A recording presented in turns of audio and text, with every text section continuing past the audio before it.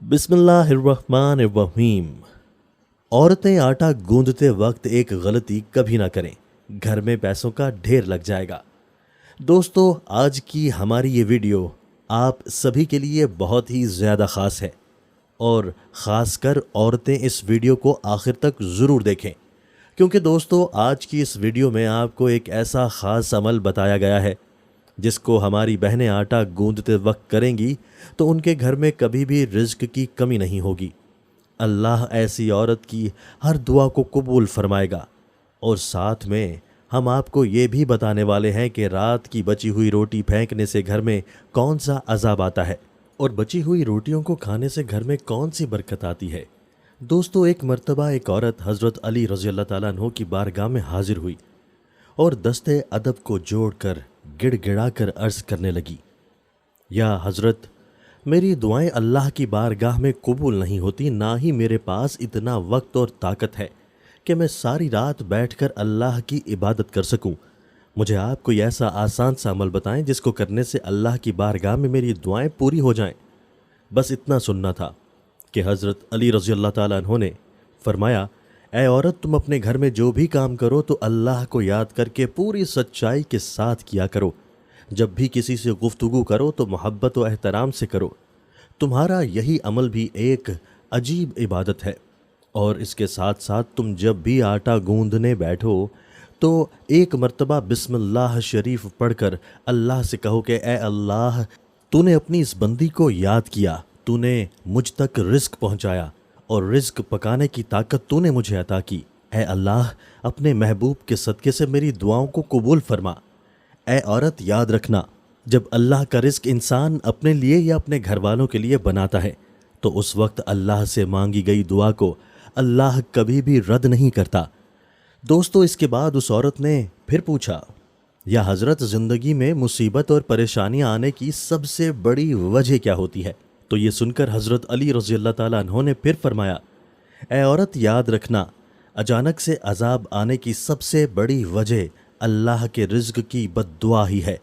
ये सुनकर वो औरत हैरत से पूछने लगी, या अली रज़ी अल्लाह ताला अन्हु, रिज़्क की बद्दुआ वो कैसे?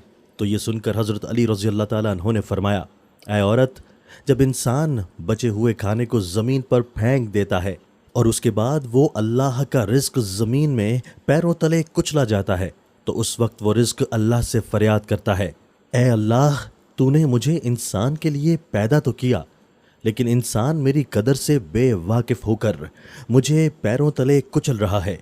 इसलिए ए औरत, याद रखना, जब भी खाना खाओ तो दस्तरख्वान पर बची हुई रोटियां भी खा लिया करो। फिर इतना ही खाना उठाया करो जिसको तुम आखिर तक ख़त्म कर सको, क्योंकि मैंने अल्लाह के रसूल हुज़ूर सल्लल्लाहु अलैहि वसल्लम से सुना है कि दस्तरख्वान पर गिरी हुई रोटी जब इंसान खाता है तो वो रोटी इंसान के लिए शिफा बन जाती है। लेकिन अगर चलते वक्त ये ना देखा जाए कि ज़मीन पर रोटी पड़ी हुई है और वो कुचली जा रही है तो फिर वो रोटी उसके लिए बद्दुआ ही करती है। इसलिए ए औरत, जब भी ज़मीन पर गिरी हुई रोटी देखो तो अल्लाह का नाम लेकर उस रोटी को उठा लो और फिर उस रोटी को किसी ऐसी जगह रख दो जहाँ पर वो पैरों तले न कुचली जाए और दूसरी अल्लाह की मखलूक़ात उसे आराम से खा सकें। ऐ औरत, इस अमल से अल्लाह का रिज़्क तुम्हारे लिए दुआएं करेगा और रिज़्क की दुआएं अल्लाह ताला कभी रद्द नहीं करता। दोस्तों, इसी तरह एक मर्तबा एक शख्स अपने घर से रात की बची हुई रोटियों को बाहर फेंक रहा था। उसी वक्त हज़रत अली रज़ी अल्लाह ताला अन्हु ने उस शख्स को देख लिया तो आप उस शख्स के करीब गए और फरमाने लगे, ऐ शख्स, याद रखना, रात की बची हुई रोटी पर अल्लाह का नूर बरसता है। रात की बची हुई रोटी में बरकत और खुशहाली की ज़मानत होती है। ये सुनकर वो शख्स अर्ज़ करने लगा, या अली रज़ी अल्लाह ताला अन्हु, वो कैसे?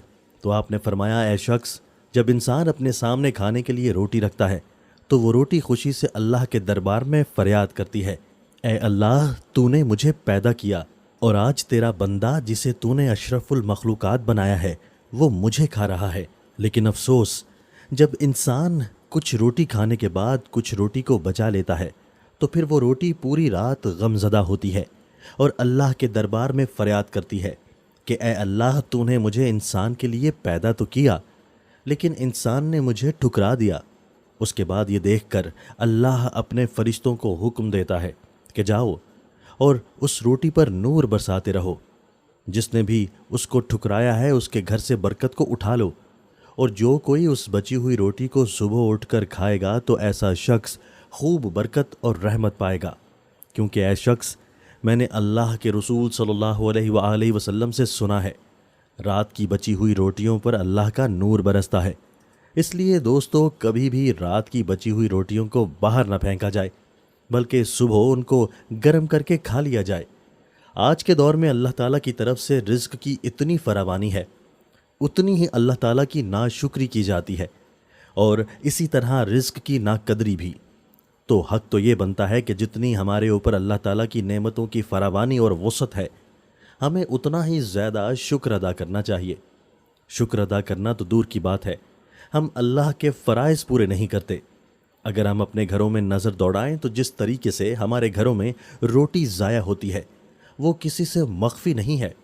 ایک وقت کی روٹی بچ جائے تو اس کو دوسرے وقت میں کھانا کسی کو گوارا نہیں، اور یہ بچی ہوئی روٹی بعض لوگ تو سنبھال کر چھان برے والے کو دے دیتے ہیں، لیکن بعض لوگ اس کا خیال نہیں کرتے اور اس کو کوڑے کے ساتھ پھینک دیتے ہیں۔ حالانکہ اگر روٹی بچ جائے تو اس روٹی کو دوسرے وقت میں استعمال کر لیا جائے، اس میں کوئی حرج والی بات نہیں، بلکہ ہمارے آقا صلی اللہ علیہ وآلہ وسلم کا باسی روٹی استعمال کرنا حدیث سے ثابت ہے۔ باسی روٹی کو سنت سمجھ کر استعمال کر لیا جائے، البتہ اس بات کا خیال رکھا جائے کہ روٹی خراب تو نہیں۔ حضور صلی اللہ علیہ وآلہ وسلم کا باسی روٹی کھانے کے حوالے سے حضرت ام بانی فرماتی ہیں، میرے پاس رسول اللہ صلی اللہ علیہ وآلہ وسلم تشریف لائے اور پوچھا، کیا تمہارے پاس کچھ کھانے کے لیے ہے؟ میں نے کہا نہیں، البتہ باسی روٹی اور سرکہ ہے۔ آپ نے فرمایا اسے لے آؤ، وہ گھر کبھی غریب نہیں ہوگا جس میں سرکہ موجود ہے۔ حضور نے باسی روٹی سرکہ کے ساتھ تناول فرمائی۔ حضرت سہل بن سعد رضی اللہ تعالیٰ عنہ کی روایت ہے کہ ان سے پوچھا گیا کہ جو کی روٹی کو نبی صلی اللہ علیہ وآلہ وسلم کیسے پکاتے تھے؟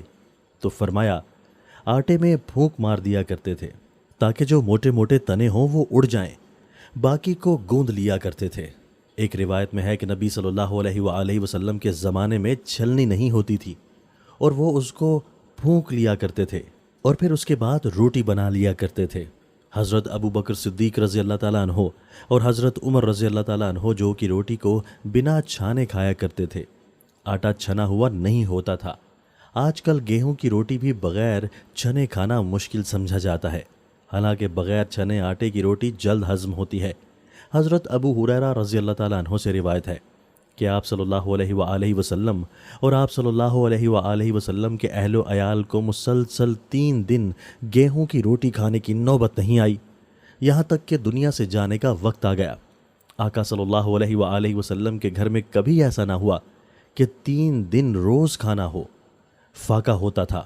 بہرحال آج کل کے رواج میں آٹا چھنا ہوا آتا ہے، تو ہم کم از کم اتنا ضرور کر لیں کہ گیہوں کی روٹی تو ہم کھاتے ہیں، الحمدللہ یہ بھی کھائیں، لیکن ساتھ جو کی روٹی بھی شروع کر دیں تاکہ سنت کا ثواب ہمیں مل جائے۔ یہ تھی آج کی ہماری معلوماتی ویڈیو اگر پسند آئے تو لائک اور شیئر ضرور کیجیے گا، ہمارے چینل کو سبسکرائب کیجیے گا۔ اللہ تعالی ہم سب کا حامی و ناصر ہو۔ شکریہ۔